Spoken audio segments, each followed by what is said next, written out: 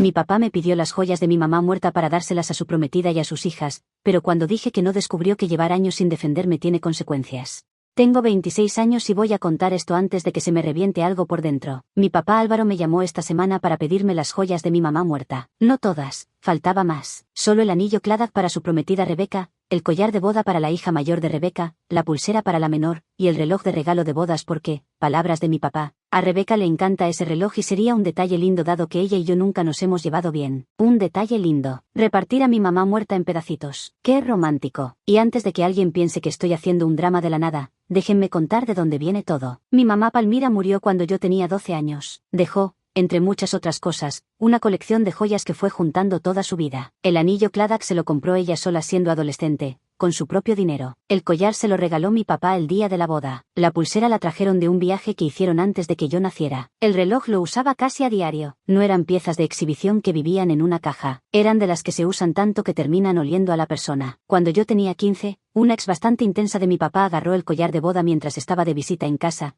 como si fuera a probárselo y quedárselo. Le grité. Ella levantó la mano para cachetearme. Mi papá la sacó de su vida ese mismo día. Y eso ni siquiera fue lo primero. Antes, una hermana de mi papá se había intentado llevar el anillo Claddagh sin avisar a nadie. No pedirlo prestado, metérselo al bolso. Después de esos 2 episodios, mi papá me sentó, me miró a los ojos y me dijo que las cosas de mi mamá eran mías, que ella así lo habría querido, y que él iba a defender eso pasara lo que pasara. Guarden esa frase, la van a necesitar para entender lo absurdo de lo que sigue. Yo no soy tonta. Empaqué todo y se lo llevé a mis abuelos maternos para que lo guardaran ellos. Ni loca lo dejaba en casa de mi papá con la rotación de gente que pasaba por ahí. Eso fue hace 11 años. Mi papá conoció a Rebeca cuando yo tenía 17. Me independicé a los 18. Tuvieron 5 hijos. Se casan en febrero. Y esta semana, después de 11 años, decidió que era buen momento para pedirme las joyas que él mismo juró proteger. Le dije que no. Punto. Sin ablandarlo, sin déjame pensarlo, sin nada. Me soltó que era lo correcto, que demostraría que somos una familia. Le respondí que le comprara a Rebeca todas las joyas que su tarjeta aguantara,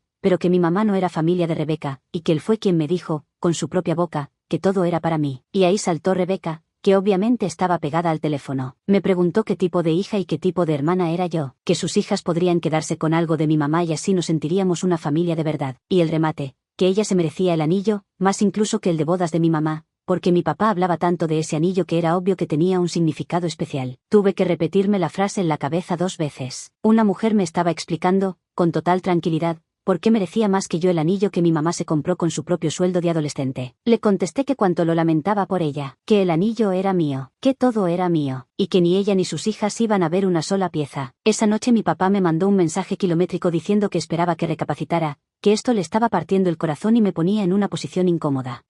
Me ponía a mí en una posición incómoda. El señor que pide las joyas de su difunta esposa para regalárselas a la siguiente me viene a hablar de incomodidad. Ya sé lo que algunos van a escribir, que son solo objetos, que lo que cuenta son los recuerdos. Perfecto, si son solo objetos, que Rebeca pase por cualquier joyería y se compre los suyos. Los de mi mamá tienen dueña. Y antes de que venga el otro comentario, el de que mi papá también la perdió y tiene derecho a rehacer su vida. Claro que lo tiene. Casi 60 años, que se case con quien le dé la gana, que sea muy feliz. Eso no le da ni un milímetro de derecho sobre las joyas de mi mamá. Son 2 temas separados, y no pienso dejar que me los enreden en uno solo para que la cuenta le salga a su favor. Lo que me está costando digerir no es Rebeca. Rebeca quiere lo que quiere y por lo menos es transparente en su descaro. Es mi papá. El mismo hombre que hace 11 años me prometió que respetaría los deseos de mi mamá es el que ahora me llama para repartirla como herencia de garaje. No sé en qué momento cambió, o lo sé y prefiero no decirlo en voz alta todavía. Hay un detalle que no puse arriba porque cuando pasó todavía lo estaba masticando. Cuando Rebeca dijo que merecía el anillo porque mi papá hablaba mucho de él, caí en algo. No estaba pidiendo un detalle para la familia. Estaba pidiendo, con nombre y apellido, la pieza que más representa a mi mamá de toda la colección. El anillo que ella eligió para sí misma. No el regalado, no el heredado. El que escogió ella. Eso no se pide por casualidad. Eso se pide sabiendo exactamente lo que vale. Lo otro que me revolvió fue la idea de que, como Rebeca y yo nunca nos llevamos bien, yo era la que tenía que ceder para arreglarlo. Como si nuestra mala relación fuera deuda mía, pagadera en joyas de mi mamá. No, señora, Si usted y yo no nos toleramos, el anillo de mi mamá no nos va a volver amigas. Solo va a darme una razón más concreta para no tolerarla. Y para el comentario inevitable sobre las hijas de Rebeca, que son inocentes, lo sé, son niñas. No tengo absolutamente nada contra ellas. El problema jamás fueron las niñas. El problema es que unos adultos decidieron que las joyas de una mujer muerta eran el regalo perfecto para integrarlas a la familia, y esa decisión no la tomaron las niñas. La tomó gente grande que sabía bien lo que estaba pidiendo y lo pidió igual. Una cosa más. Cuando Rebeca terminó su discursito esa primera vez, hubo un silencio de unos segundos antes de que yo abriera la boca. Ella debió leerlo como que yo estaba dudando. No estaba dudando. Estaba ahí sentada, alucinando con la facilidad con la que una persona puede pararse frente a la hija de una muerta y argumentar por qué merece las joyas de esa muerta. Hay que tener un estómago especial para eso. No sé si envidiarlo o estudiarlo en un laboratorio. No le dije nada de eso. Le dije lo de arriba y ya. Pero ese silencio me lo guardé entero. El día que esas niñas crezcan y entiendan lo que pasó, espero que alguien les explique que la persona que dijo que no lo hizo para dejarlas fuera de la familia. Lo hizo porque había cosas que no eran de nadie para andar repartiendo. Ojalá se los cuenten bien, porque la versión que están armando en esa casa seguro no incluye esa parte. Actualización 1. 10 días desde que escribí esto y ya pasaron varias cosas. Lo primero que hice al colgar con mi papá fue manejar hasta casa de mis abuelos maternos. No solo por verlos. Necesitaba tener las joyas enfrente y confirmar con mis propios ojos que seguían donde debían. Las sacaron y las pusieron sobre la mesa de la cocina. El anillo Cladak tiene un rasguñito en el lado derecho que mi mamá juraba que le daba personalidad. El reloj sigue andando porque mis abuelos le dan cuerda cada tanto para que no se muera. El collar tiene un broche que siempre fue una pelea para abrir, y yo me sé de memoria el ángulo exacto para que ceda. Me quedé un rato largo mirándola sin decir palabra. Rebeca no tiene forma de saber nada de eso. Y no, saberlo no es requisito para recibir algo bonito, ya sé, pero es justo la diferencia entre tener una joya y tener la joya de mi mamá. Mientras las miraba me acordé de una tontería. Cuando era chica, mi mamá me dejaba ponerme el reloj los domingos, que era el único día que ella no lo usaba porque, decía, hasta los relojes descansan. Me quedaba enorme en la muñeca y yo igual lo paseaba por toda la casa sintiéndome importantísima. Ese tipo de cosas son las que Rebeca le quiere poner a sus hijas como adorno de boda. Un reloj que tiene domingos de mi infancia adentro. Mis abuelos ya estaban al tanto de todo porque mi papá los llamó antes que a mí. Estrategia clásica. Ablandar el terreno con la familia para que yo llegara medio convencida. Le salió al revés. Mi abuela le dijo, sin anestesia, que las joyas eran mías y que si tantas ganas tenía de hacer regalos, que fuera a una joyería como todo el mundo. Mi abuelo no dijo casi nada, que es lo que hace cuando está a punto de explotar. Lo que no me esperaba fue lo otro que me contaron. Mi mamá habló de esto con ellos antes de morir. Les pidió que, si mi papá algún día se volvía a casar, alguien se asegurara de que sus cosas terminaran conmigo y con nadie más. No porque desconfiara de él en ese momento, porque sabía cómo se ponen estas cosas cuando se mezclan familias. O sea que mi mamá lo vio venir. 14 años antes de que ocurriera, lo vio venir clarito. Llevo días sin poder sacarme eso de la cabeza. Le pregunté a mi abuela si creía que mi mamá habría querido que yo mantuviera relación con la familia nueva de mi papá. Me dijo que mi mamá habría querido que yo conservara a mi papá en mi vida, porque es mi papá, pero que también habría entendido perfectamente que querer a alguien y tragarse todo lo que ese alguien arrastra son cosas distintas. Esa respuesta me ordenó la cabeza más que cualquier consejo de los que me dieron en los comentarios. Mi abuelo, que habla lo mínimo indispensable, me dijo una sola frase antes de que me subiera al coche, que mi mamá estaría orgullosa. No le respondí porque no pude. Asentí, salí, me senté frente al volante y estuve un rato sin arrancar el motor. Estuve dándole vueltas todo el camino de regreso. Mi abuelo no habla por hablar. Cuando suelta algo es porque lo pensó. Y no me dijo que yo tenía razón ni que Rebeca era una interesada. Me dijo que mi mamá estaría orgullosa. Alguien que conoció a mi mamá durante décadas diciéndome que la estoy representando bien. Eso pesa distinto a cualquier validación de internet, sin ofender a nadie. Varios en los comentarios me recomendaron guardar pruebas de todo por si intentaban reclamarme las joyas por la vía legal. Ya estoy en eso. Tengo los mensajes de mi papá, el mensaje de Rebeca, todo con fecha. Mi abogada, que conoce a la familia hace años, me dijo que las joyas son mías sin discusión y que cualquier reclamo se cae solo. Me lo dijo tan segura que casi me reí. Casi. También le pregunté si yo tenía cómo defenderlas si a alguien se le ocurría disputarlas en un juzgado. Me dijo que no hay nada que disputar. Mi papá me las entregó cuando yo tenía 15, hay mensajes de él reconociendo que son mías, y están bajo el cuidado de mis abuelos con mi permiso. Que si alguien quiere ir a un tribunal con eso, adelante, pero que se prepare para perder y para pagarle al abogado por el chiste. Actualización 2. Esto no para. Y cuando digo que no para, me refiero a que mi papá,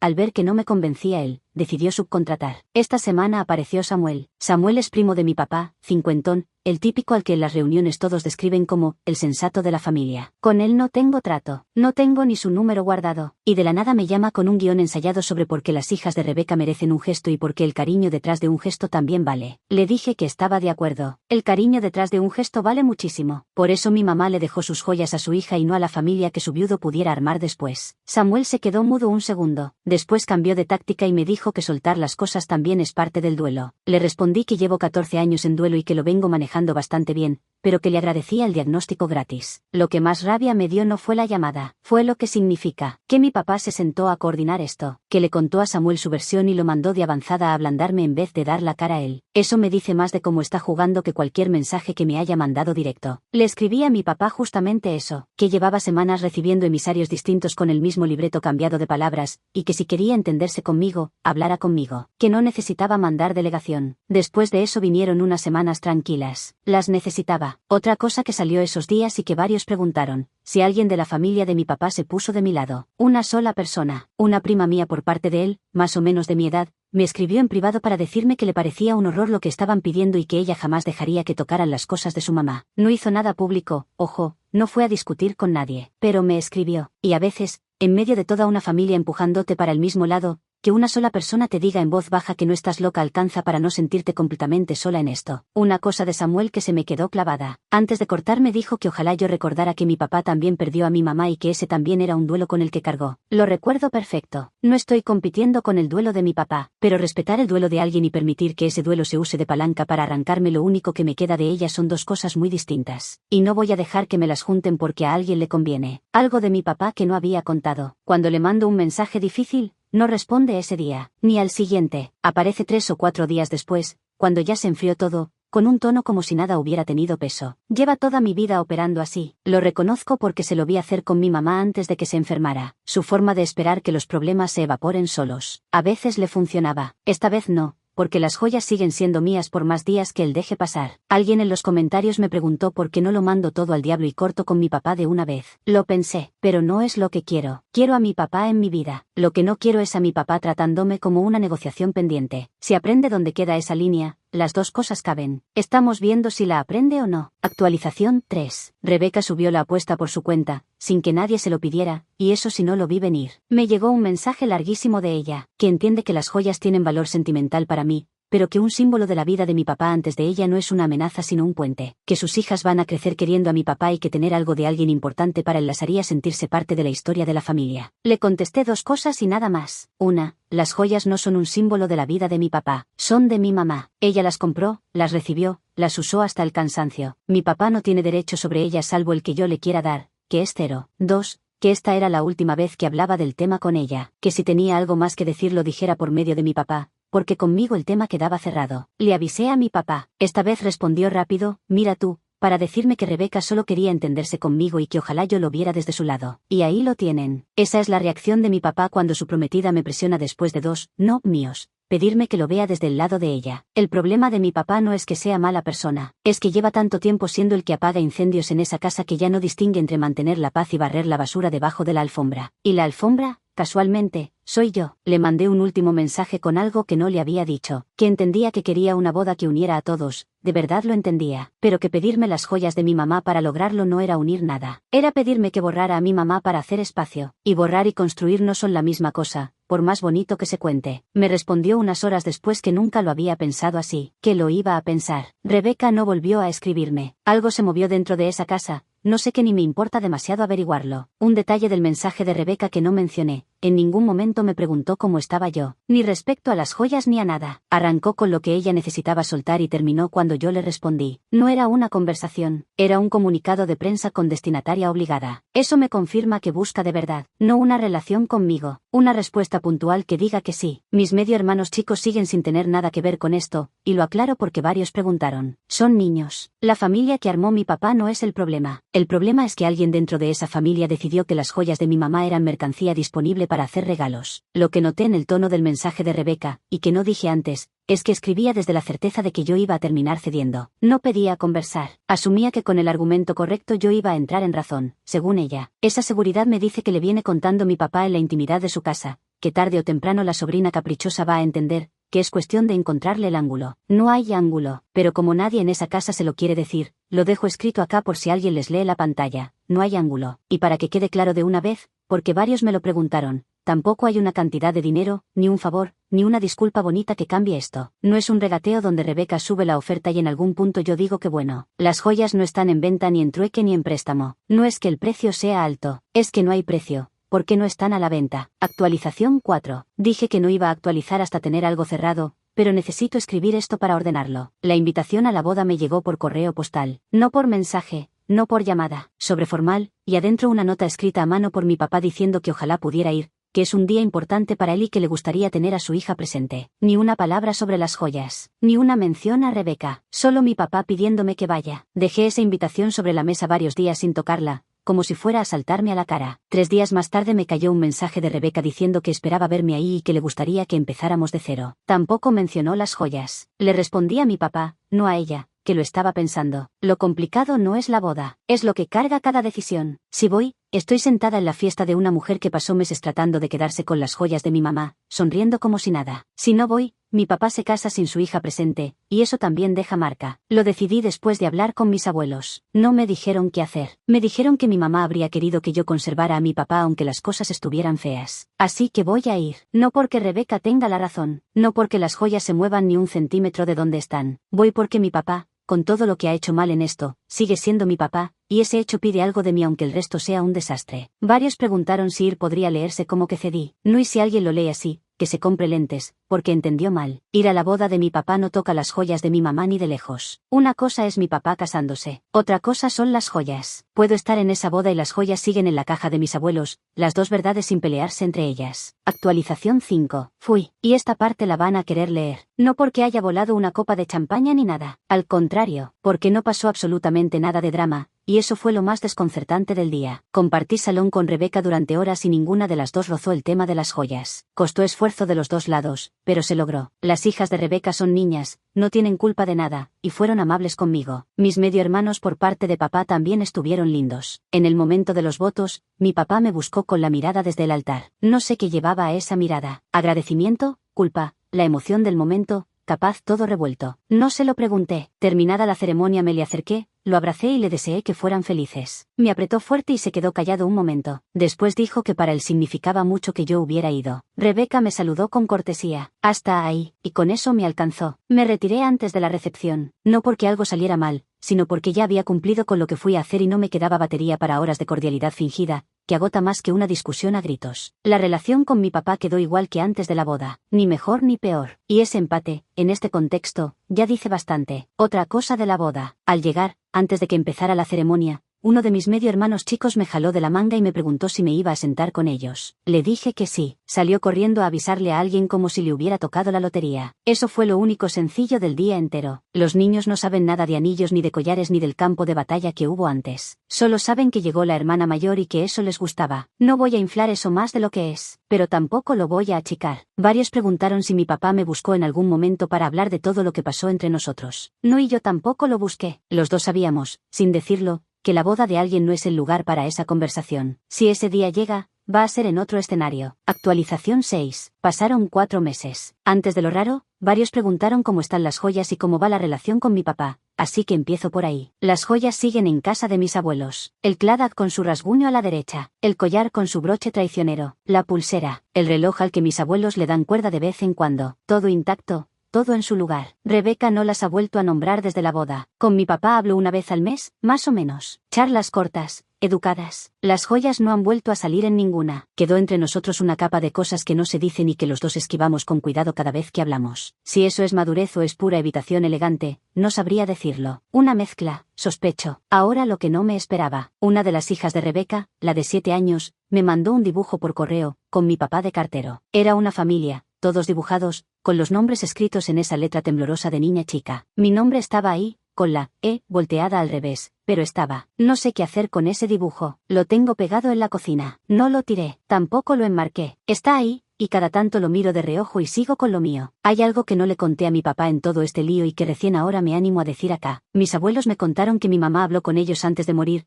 que les pidió que si mi papá se volvía a casar, sus cosas llegaran a mí y a nadie más, porque sabía cómo se enredan estos asuntos cuando se mezclan familias. No usé eso como argumento en ningún momento de la pelea. Convertir a mi mamá en munición habría sido rebajarla, y no le iba a hacer eso ni para ganar. Pero lo pienso seguido. ¿En qué mi mamá lo anticipó? ¿En qué tomó precauciones? ¿En que ojalá se hubiera equivocado y resultó que tenía toda la razón? Varios preguntaron si en algún momento dudé de mí. No, cero, nunca. Lo que sí me pregunté fue si pude haberlo hecho de otra manera. Si existía una versión donde yo decía que no y mi papá lo aceptaba sin convertirlo en una guerra de meses. La verdad, lo dudo. Rebeca quería esas joyas y mi papá quería dárselas, así que probablemente no había forma de que ese no cayera sin romper algo. Lo que tengo claro es que no me arrepiento de haberlo dicho de frente. Lo que jamás iba a hacer era decir que sí para que todo cayera suavecito. Ese descuento no estaba dispuesta a pagarlo. El día que mis abuelos ya no estén, las joyas se vienen a mi casa, y si algún día tengo hijos, les voy a contar de dónde salió cada una. El Claddagh que mi mamá se compró de adolescente con su plata. El collar de boda con su broche imposible. La pulsera del viaje. El reloj que había que darle cuerda. Porque eso es lo que de verdad se hereda cuando alguien te quiso bien. No el metal. La historia pegada al metal. Lo del dibujo me dejó una pregunta que antes ni se me había ocurrido. Me pregunto qué le habrá dicho mi papá a esa niña sobre mí. Si le explicó por qué casi no aparezco. Si le dijo algo o si simplemente le pidió que me dibujara y la niña lo hizo sin chistar. Una niña de 7 años metiéndome en el dibujo de su familia sin haberme visto casi nunca. Eso significa algo, aunque todavía no termino de descifrar qué. Las joyas están a salvo. Mi papá tiene su vida nueva. Yo tengo la mía. Y el dibujo de la niña sigue en mi cocina, ni en la basura ni en un marco, esperando a que yo decida qué clase de gesto merece. Por ahora lo dejo donde está y lo miro de reojo cada mañana mientras me hago el café. Algo me dice que ese dibujo va a terminar significando más de lo que yo quiero admitir hoy. Pero ese problema lo resuelvo otro día.